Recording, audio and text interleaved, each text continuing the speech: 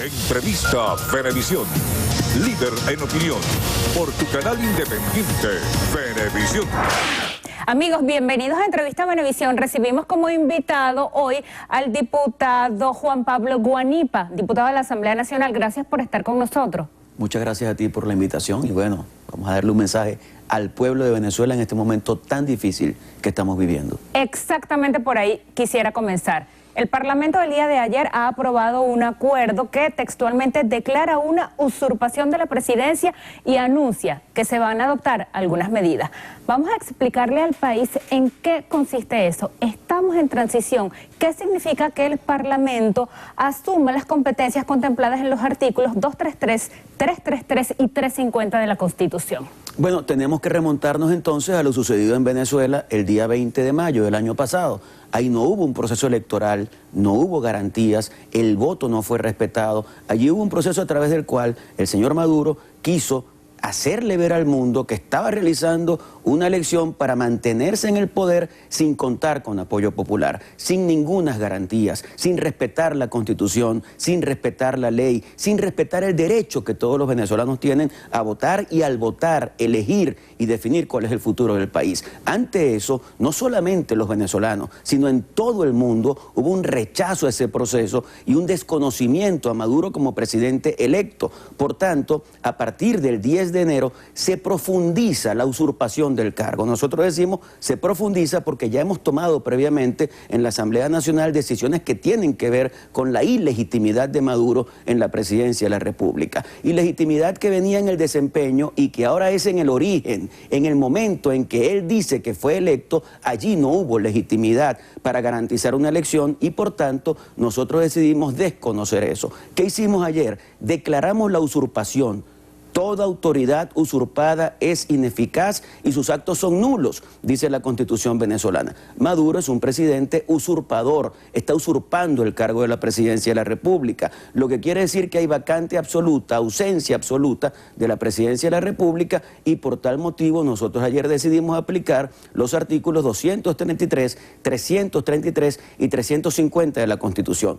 Más allá de un tema constitucional que es sumamente importante, es un tema también político de la realidad que está viviendo el país. Por tanto, a partir de ahora ejercemos todas las acciones necesarias para lograr que cese la usurpación, que inicie un proceso de transición en Venezuela y que vayamos a un proceso electoral, que es lo fundamental. Cuando un país está viviendo la grave crisis que vive Venezuela, lo importante es que vayamos al pueblo y que el pueblo tenga la última palabra. Ahora, ir hacia allá con un proceso electoral limpio, transparente, elecciones de verdad, pasa por un proceso de transición.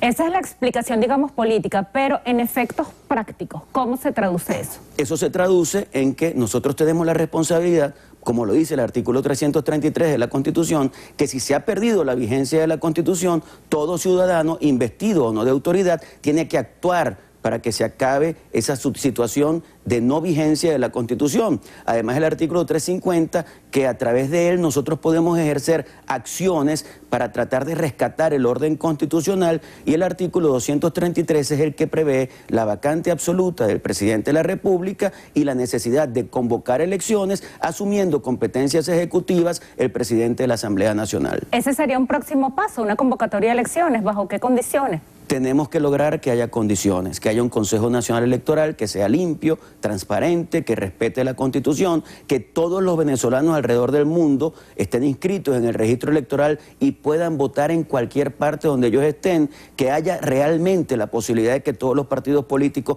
participen, que se acaben las inhabilitaciones políticas. Es decir, tienes que lograr una serie de cosas previas para que ese proceso electoral se pueda dar. La Constitución te habla de 30 días, pero evidentemente, si eso no es posible por efectos prácticos, es lo más pronto posible. Lo más pronto posible el país tiene que tener un proceso electoral para salir de esta situación y para que podamos iniciar lo más importante, Lirio, que es la recuperación del país. Lo que estamos viviendo en Venezuela es inaceptable, no podemos seguir viviendo así y por eso tenemos que lograr esos cambios políticos urgentemente.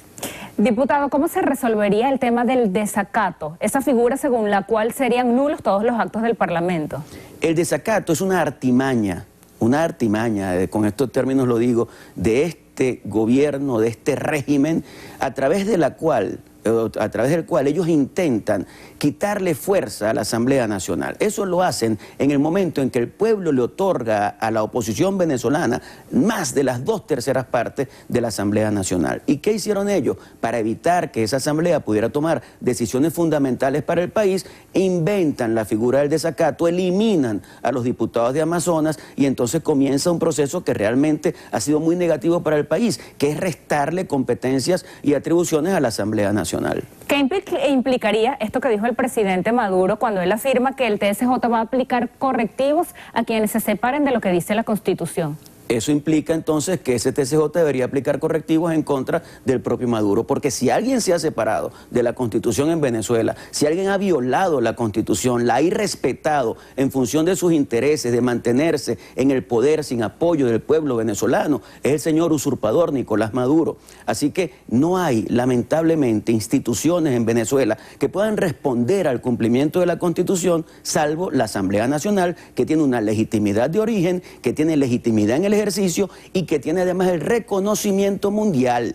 Lo que hemos visto en los últimos días ha sido el reconocimiento de la mayoría de los países del mundo a la Asamblea Nacional y el desconocimiento a Maduro como usurpador. ¿Qué significa eso, diputado? Que algunos presidentes de organismos internacionales, aparte de desconocer las elecciones del 20 de mayo, reconozcan como única autoridad de un poder legítimo en Venezuela al presidente de la Asamblea Nacional, Juan Guaidó. Bueno, que a Juan Guaidó le corresponde una labor fundamental en el momento que está viviendo el país. Le ha tocado, es el presidente de la Asamblea Nacional, ante la vacante absoluta de la presidencia de la Asamblea, por las razones que hemos explicado, él tendrá que asumir algunas responsabilidades ejecutivas fundamentales para lograr cesar la usurpación y que haya un proceso electoral en Venezuela. Es la función primordial que le corresponde a Juan Guaidó y debo decirlo, no solamente en nombre de Primero Justicia, en nombre del Parlamento venezolano en general, sino también en nombre del pueblo de Venezuela. Hay muchas esperanzas en lo que él y la Asamblea Nacional pueden hacer, por tanto recibe la confianza del pueblo para seguir adelante en la búsqueda del rescate del orden constitucional en Venezuela. En su opinión, ¿cuál debería ser el rol de la Fuerza Armada Nacional, a cuya cabeza está el ministro Vladimir Padrino López? Y él mismo decía que la Fuerza Armada es obediente al presidente Maduro. La Fuerza Armada debe ser obediente a la Constitución Nacional. Claramente se establece en la Constitución que la Fuerza Armada no puede seguir a personas, ni a instituciones, ni a parcialidades políticas. Lo dice la Constitución venezolana. Y en este caso lo importante sería que no veamos a un Padrino López diciendo yo juro lealtad a Maduro. No, usted debe jurar lealtad a la Constitución. Usted debe jurar lealtad al pueblo venezolano. El pueblo venezolano está pasando por un momento sumamente duro y en este momento es fundamental que en la Fuerza Armada haya la claridad suficiente para asumir la seguridad y defensa del pueblo de Venezuela, para asumir el respeto a la Constitución y para lograr reinstitucionalizar nuestro país. Si queremos un proceso electoral, lo que deberían hacer ustedes es facilitar las cosas para que tengamos la independencia necesaria, la institucionalidad suficiente para que un proceso electoral pueda transmitir lo que el pueblo quiere decirle al mundo, para que pueda interpretar lo que el pueblo quiere. Hablando justamente de Fuerza Armada, ayer también aprobaron un proyecto de ley de amnistía. ¿Qué significa eso de dar amnistía, sobre todo a policías y militares que defiendan la Constitución? ¿Quieren ustedes como Parlamento darles algún mensaje y cómo se llevaría eso a cabo sin que amnistía signifique impunidad? Mira, amnistía quiere decir que nosotros tenemos que revisar lo que está pasando con presos políticos, civiles y militares, lograr que estén en libertad.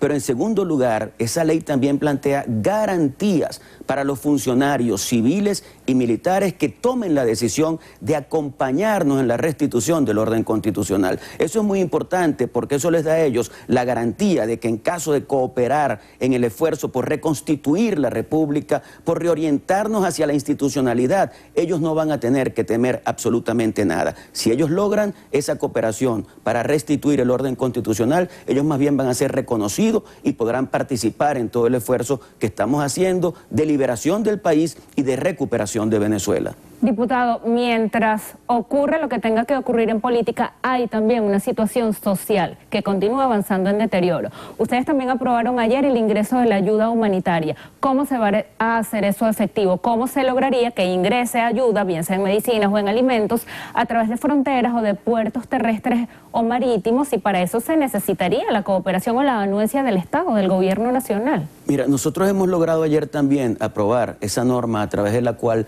logramos la apertura de un canal humanitario para Venezuela y queremos que eso tenga resultados concretos. Ya tenemos conversaciones muy definitivas, la mayoría de ellas con distintos países del mundo que van a enviar productos para el país, productos que tienen que ver con alimentación, que tienen que ver con la salud, con medicinas necesarias que en este momento no se consiguen. Nadie puede negar a Venezuela el ingreso de esos productos. Quienes están en el poder, el régimen de Maduro, han acabado con la producción nacional, pero además de eso han llevado la industria petrolera a su peor momento y eso ha hecho que reduzcamos la producción petrolera y que estemos en una situación totalmente lamentable. No tenemos producción nacional, no tenemos dólares y los venezolanos nos estamos comiendo un cable. Esa es la realidad. Y un aumento de salario reciente. Pero un aumento de salario que se convierte en sal y agua, que no va a significar absolutamente nada. Cuando a la gente le dicen hay un aumento de salario en estas circunstancias, la gente lo que hace es deprimirse, decepcionarse, desesperanzarse porque siente que eso se va a convertir en nada y que no va a resolver absolutamente nada.